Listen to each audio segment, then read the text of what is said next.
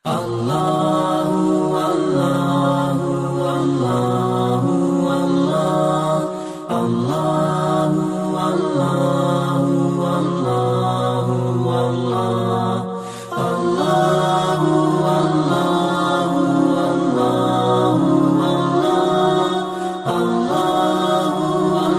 باللہ من الشیطان الرجیم بسم اللہ الرحمن الرحیم السلام علیکم ورحمۃ اللہ وبرکاتہ۔ ناظرین کرام، میں ہوں جاوید الحسن اور آپ دیکھ رہے ہیں صدق پاکستان۔ آپ تمام دوستوں سے التماس ہے کہ براہ کرم ہماری ویڈیو کو لائک ضرور کیجیے اور چینل کو سبسکرائب کرتے ہوئے بیل آئیکن کو ضرور پریس کیجیے تاکہ صدق، صداقت اور سچائی سے بھری آنے والی تمام ویڈیو آپ تک سب سے پہلے پہنچ سکے۔ پچھلی ویڈیو میں ہم نے بات کی تھی کہ روح کیا ہے اور اس کی حقیقت کیا ہے۔ آج ہم اس سے آگے بڑھیں گے۔ اہم ڈسکشن کی ابتدا سے قبل آپ تمام دوستوں سے ملتمس ہوں کہ اگر آپ نے چینل کو سبسکرائب نہیں کر رکھا تو چینل کو سبسکرائب کر لیں، ساتھ ہی ساتھ بیل آئیکن کو پریس کرتے ہوئے نوٹیفیکیشن کو آل پر پریس کر لیجیے تاکہ اس نوعیت کی آنے والی تمام تر ویڈیوز آپ تک سب سے پہلے پہنچ سکے۔ نہ سمجھو خاک کا پتلا برائے دو جہاں میں ہوں، عجب ایک سر مبہم ہے میری ذات، نہ سمجھا ہوں نہ سمجھایا گیا ہوں، پسے دیوار فردوس معلا ستون عرش تھا ڈھایا گیا ہوں، بس اس حیرت سرائے آب و گل میں بحکم خاص بھجوایا گیا ہوں، کوئی مہمان نہ خواندہ نہ سمجھے بس اب اسرار بلوایا گیا ہوں، کوئی مہمان نہ خواندہ نہ سمجھے بس اب اسرار بلوایا گیا ہوں، کبھی میں نغمہ داود بن کے سلیمہ کے لیے گایا گیا ہوں، کبھی میں نوحہ یعقوب بن کے در مجلس میں دہرایا گیا ہوں، سنتا نزن ابلیس و ہوا نہ بہکا ہوں نہ بہکایا گیا ہوں، کبھی ٹھکرا دیا ہے بت قدوں نے، کبھی کعبے میں پجوایا گیا۔ ہم نے بات کی تھی کہ روح کیا ہوتی ہے، اور اگر کوئی شخص اپنی روح کو نفس کے تابع کر لے وہ نمرود، شداد یا فرعون بن جاتا ہے، اور اگر وہ شخص اپنی نفس کو روح کے تابع کر لیتا ہے تو پھر وہ وقت کا ولی بن جاتا ہے۔ یہ کچھ ڈسکشن کی تھی ہم نے، اور قرآن پاک اور احادیث پاک سے ہم نے اس کو تلاش کر کے آپ کے سامنے رکھا تھا۔ آج جو بات ہے وہ بڑی اہم ہے اور اس کی اہمیت آپ سمجھیں گے جب یہ ویڈیو مکمل ہو چکی ہوگی۔ سامعین عزیز وقار، آپ دیکھیں کہ مالک کائنات نے جس کو سجدہ کروایا وہ محض ایک مٹی کا پتلا اور نام کے اعتبار سے وہ آدم تھا۔ سب نے اگر پوزیٹیولی دیکھا جائے تو شیطان صحیح تھا کہ اللہ تو نے حکم فرمایا کہ میرے سوا کسی اور کو سجدہ نہ کیا جائے، یہ تیرا حکم تھا، لیکن تیرے حکم کے باوجود اب میں اس کو سجدہ کیوں کروں کہ اسے تو نے مٹی سے تخلیق فرمایا۔ یہی وجہ تھی کہ شیطان نے اس وقت انکار کیا، اس وقت انکار کے بعد پھر اسے ابلیس قرار دے دیا گیا، اور فرشتوں نے حضرت آدم علیہ السلام کو سجدہ کر کے مالک کائنات کے حکم کو بجا لیا۔ لیکن شیطان نے جو انکار کیا تھا وہ انکار اس کا بجا تھا، انکار اس کا صحیح تھا کہ اللہ تو نے حکم دیا ہے،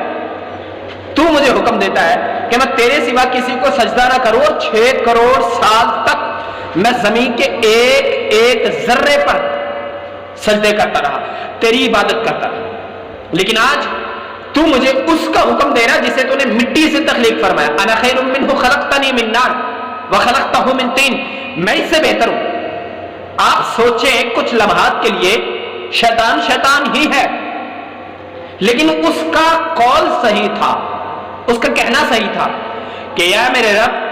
تو نے حکم فرمایا کہ میرے سوا کسی کا عبادت نہ کی جائے، تو پھر اس مٹی کے پتلے کو سجدہ کیوں کیا جائے؟ یہ اتنے لفظ شیطان کے صحیح تھے، لیکن دھتکار کیوں دیا گیا؟ رب کے حکم کی نفی کر دی۔ مالک کائنات یہ بتانا چاہ رہا تھا کہ میں نے جس کو تخلیق کیا ہے، میں نے جس کو بنایا ہے، وہ میرا نائب ہے، ہوا خلیفۃ منی، وہ میرا نائب ہے، وہ میرا خلیفہ ہے، بوجہ اس کے میں اس کو سجدہ کرنے کا حکم دے رہا ہوں۔ لیکن شیطان کا یہ کہنا کہ اے میرے رب، تو نے مجھے کہا تھا، تو نے مجھے فرمایا تھا کہ کسی کو سجدہ نہ کیا جائے، کسی کی عبادت نہ کی جائے، وہ صحیح تھا، لیکن منکر کیوں، اس کو شیطان کیوں کہا گیا؟ صرف اس کے الفاظ کی وجہ سے، انا خیر منہ خلقتنی من نار، یہ اس کے لفظ جو اسے شیطان بناتے ہیں، تکبر، عزازیل، راخار کرد، بزندان لعنت، گرفتار کر، یہ اس کی خباثت تھی کہ اس نے یہ کہا کیوں انا خیر منہ خلقتنی من نار۔ اگر وہ کہہ دیتا سیدھا سیدھا کہ یا میرے مالک تو لا شریک ہے، تیرے ہوتے ہوئے اس مٹی کے پتلے کو سجدہ کیوں کیا جائے، سوال پوچھتا تو صحیح تھا، لیکن رب نے فرمایا یا ابلیس ما منعک ان تسجد لما خلقت بیدی استکبرت، تجھے شرم نہیں آتی، تجھے کس چیز نے روک رکھا ہے، ما منعک ان تسجد،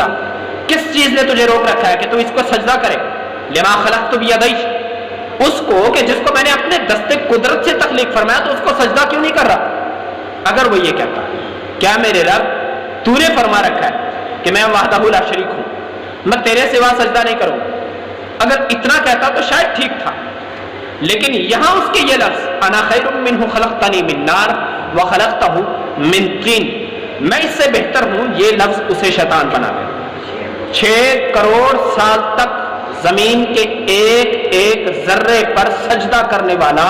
کہ جس نے کائنات کی کوئی بھی جگہ خالی نہ چھوڑی تھی، ایک لمحے میں ابلیس بن گیا۔ سو آج تک کے لیے صرف اتنا ہی، اگلی ویڈیو میں آپ سے ملاقات ہوگی، تب تک کے لیے جاوید الحسن چشتی کو اجازت دیجیے، جانے لگا تھا میں بھی، جدا ہو کے اشکبار، رونے لگے تھے تم بھی، سمٹ کر سیتون سے، اور آج کے لیے آپ کو جاتے جاتے صرف یہ سبق دیے جا رہا ہوں کہ آپ یاد رکھیں کہ اگر کوئی انسان